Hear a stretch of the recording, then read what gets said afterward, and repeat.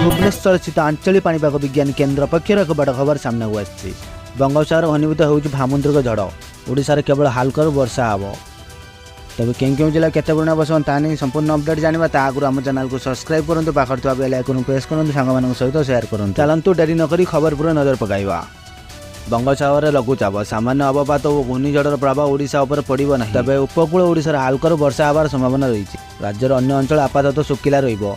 पाणीपाग विभाग सूत्रରୁ मिलता सूचना अनुसार पश्चिम केन्द्रीय बंगोपसागर सृष्टि होता अवपात सोमवार सुधा गभीर अवपात परिणत हो।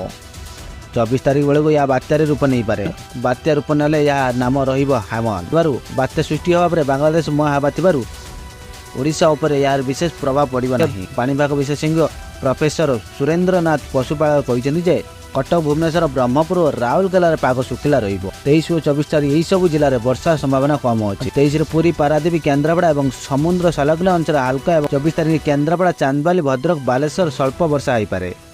यही समय राज्यर अन्य अंचल पाग शुखिला रहिबो। 25 तारीख दिन उत्तर उपकूल अंचल हालकर वर्षा हबार संभावना रही बोली से कहते। वर्षा समय पवन बहिब नहीं। अपरपक्षे एआरसी कार्यालय पक्षर जारी सूचना अनुसार आज उपकूल जिला को बाद देले अन्य सब जिलार पाग शुखिला रहिबो। 24 तारीख दिन उपकूल जिले में किसी अंचल घड़घड़ी सह हालका वर्षार संभावना रही।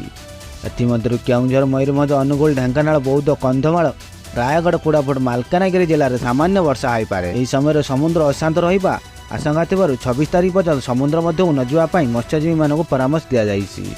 जो मैंने समुद्र अच्छा से कूल को फेरी आसवे बोली सतर्क सूचना जारी कर आईएमडी पक्षर कहुई पश्चिम केन्द्रीय बंगोपसागर सृष्टि होता अवपात घंटा को 6 किलोमीटर बेगर उत्तर पश्चिम दिग गति करुच्ची। 12 घंटा मध्य यह आहरी घनीभूत हो तीव्र अविपात परिणत हम।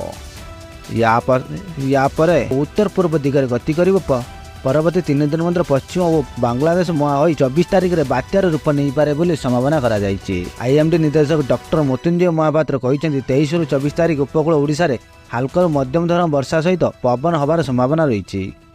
24 तारीख पवन बेग वृद्धि पाइब घंटा 45 ରୁ 55 किलोमीटर बेगर बहिब बोली से कहते।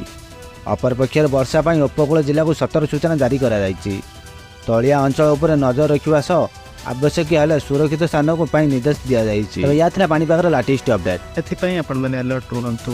आपण मैंने आम वीडियो को केउ अंचल देखुं आपण मैंने अंचल पाग किपरि रही आपण मैंने आमको कमेंट माध्यम जनातु।